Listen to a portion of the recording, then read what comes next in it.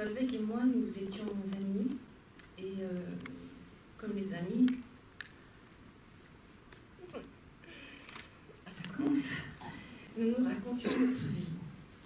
Et un jour, je lui raconte que le lendemain, j'ai rendez-vous avec un expert de la RATP, du service bruit et vibration. Alors, Solveig connaissait ma persévérance à dénoncer.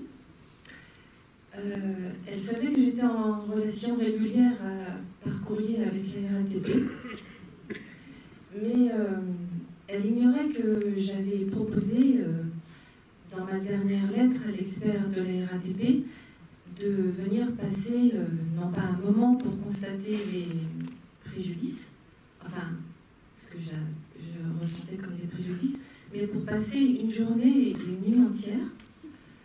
Et c'est ça qui a fait tilt chez Solveig, c'est que je puisse laisser mon lit à un expert de la RATP. Donc c'est à ce moment-là qu'elle a commencé à se dire qu'il pourrait y avoir un film. Et elle m'a instamment demandé de lui raconter la visite du lendemain. Évidemment avec l'histoire des Dharam. C'était bon. Elle avait ce qu'il lui fallait.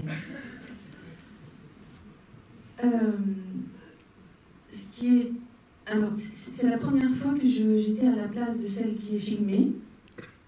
D'habitude, je suis réalisatrice et je filme. Et une fois que le film a été terminé et vu, j'ai cessé d'écrire à la RATP. Et j'entendais toujours les bruits et les tremblements, mais j'ai cessé d'être gênée. Le film de Solveig, qui a été tourné dans mon chez-moi, a complètement transformé la manière dont j'ai vécu dans mon chez-moi. Là où je voyais de l'entêtement et du dérangement, elle a vu du burlesque. Elle a vu des vibrations amoureuses. Là où je voyais de l'empêchement. Solveig m'a fait un très beau cadeau.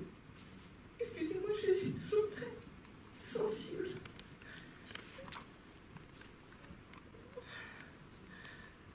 Un merveilleux cadeau d'amis et de cinéastes.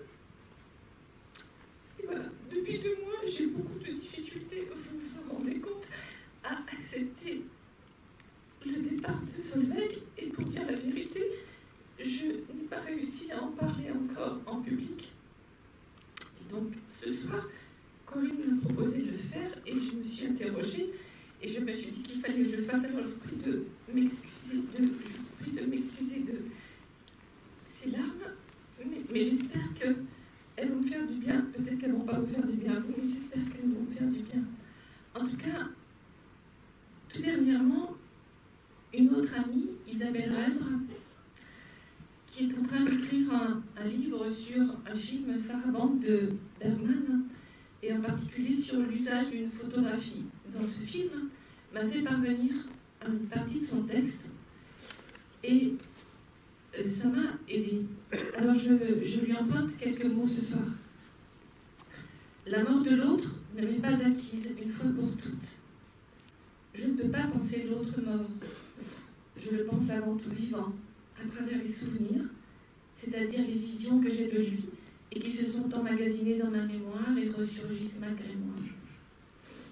C'est très vrai pour les morts récents, ceux qui viennent de disparaître, ceux dont je ne me suis pas encore habituée à l'absence.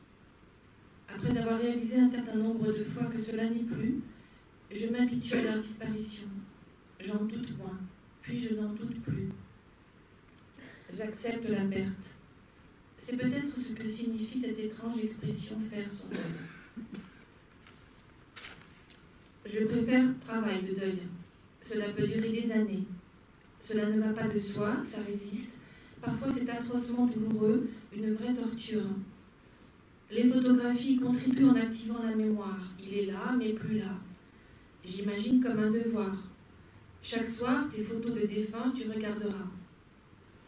On peut comprendre qu'on y met de la mauvaise volonté, mais ce n'est pas une question de volonté. Cela se fait malgré soi. Le mélancolique, lui, ne l'accepte jamais, la perte.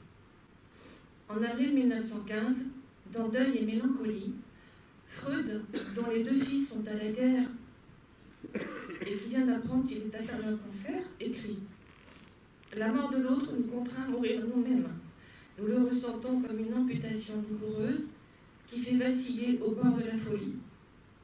L'inconcevable pour l'endeuillé est d'accepter que l'instant soit définitivement clos. Ce qui fait un grand bonheur se transformer en rien, en plus jamais. L'espoir de retour est une illusion pour éviter de faire face à la perte réelle. » Et Isabelle Rèbre reprend. Le cinéma crée une illusion, l'illusion du mouvement, l'illusion du retour. Il transforme en images animées des images inanimées le temps d'une projection. Comme pour moi ce soir. Donc je remercie ici à nouveau Solveig, la généreuse. Je remercie Isabelle de m'avoir permis de prendre la parole. Je vous remercie d'être témoin de mes larmes et tous mes amis aussi. Et je remercie le cinéma qui me transforme.